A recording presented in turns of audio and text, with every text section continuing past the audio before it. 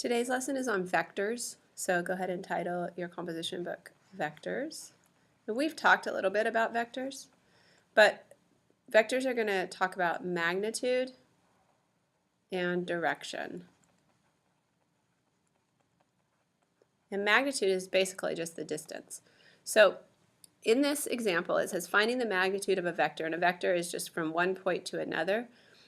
And so points P and Q are the initial, so P is the initial, and terminal points, Q, terminal, of the vector PQ. It said to draw PQ, I just included the image. So all I did was, is in a coordinate plane, write the component form of the vector and find its magnitude. So I plotted 0, 2 right here, and then 5, 4 here. So we have those two. And now what we're going to do is we're going to find the component form. So go ahead and just put component form. And all that is subtracting your x's and your y's. So it's going to look something like this. And we looked at it before. x2 minus x1, comma, y2 minus y1.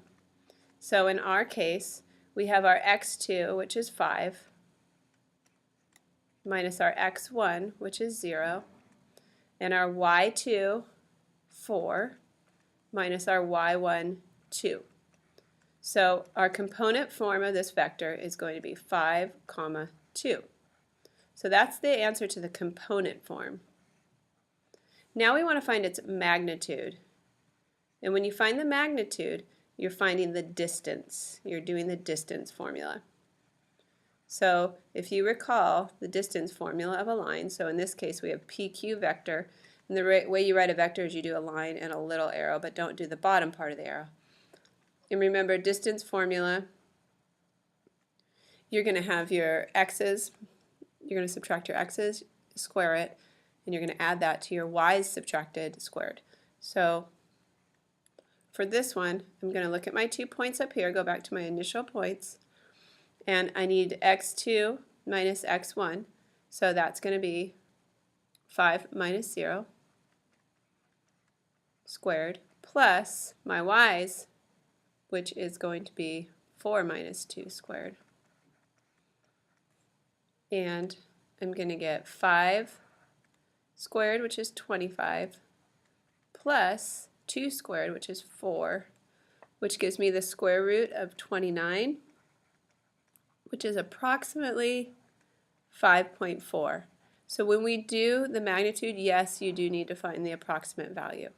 So here's my component form, and here's my magnitude. So remember, magnitude, you use the distance formula. Component form, you're just subtracting your x and y values. Let's look at a different example. So we looked at the component, we looked at the distance formula, which is the magnitude. Now we're going to talk about the direction of a vector.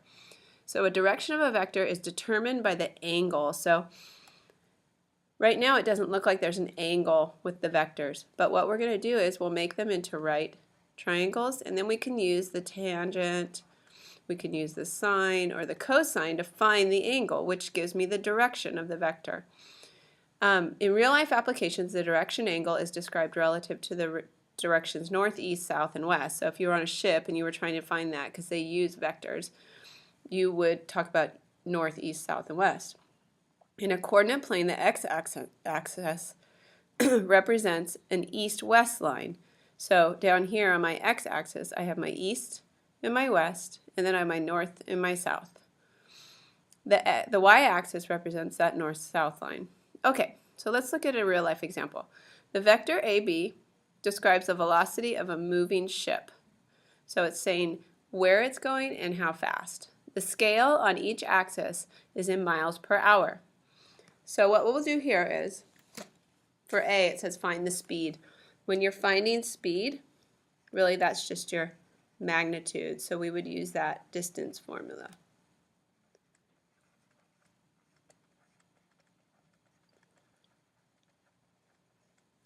So let's look at our points. So point A is going to be over 5, up 5. So I'm going to write that right there so I have it. 5, 5, because it looks like they're going by 5s. So if they're going by 5s, let's find b. So 5, 10, 15, 20, 25. And it's up 5, 10, 15, 20. And that's my b. So here's my initial point, and here is my terminal point. So now we can use these points to find the magnitude. So I say the vector of AB is equal to the square root of 25 minus 5 squared plus 20 minus 5 squared. And that would give me 20 squared plus 15 squared. And that's going to give me the square root of 625 when I simplify it. And when I further simplify it by doing the square root, it'll give me a magnitude of 25. And it's miles per hour. So 25 miles per hour. Now let's look at it. It says find the direction it is traveling relative to the east. So what we're going to have to do here is we're going to go up here and we're going to make this a right triangle. Whoops. So I make it a right triangle, and I need to find what are the distances of these lines. So I have 5, 10, 15. So I have a 15 here, and I have 5, 10, 15, 20. I have a 20 there. And so I want to look at this angle here to find out the direction it's traveling relative to the east. And so I can use tangent. So if you look at tangent, remember that tangent is going to be opposite over adjacent. And so that's going to give me 15 over 20, which gives me 0.75. But that's not giving me the angle, that's giving me the tangent. And so what I need to do is plug that into my calculator, and I'm going to put the 0.75. And remember, I either put INV or second, depending on what your calculator is, and then put tangent. And so what you'll get there is approximately 36.9 degrees. So that is going to be your direction. So it's traveling 25 miles per hour at 36.9 degrees. Let's look at our last example. So let's say we're adding two vectors up.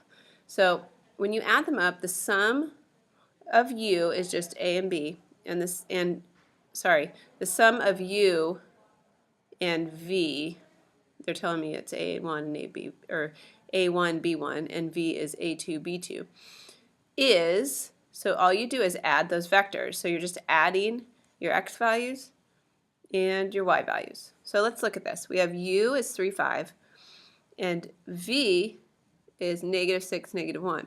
To find the sum of vector u and v, add the horizontal components and add the vertical components. So all you're doing is doing this. So u plus v equals, so I'm going to add 3 plus -6, and I'm going to add 5 plus -1. So I'm going to get there -3 and a 4. So that's what happens when I add my vectors together. And that's it for tonight. We'll deal with this tomorrow. Have a good night.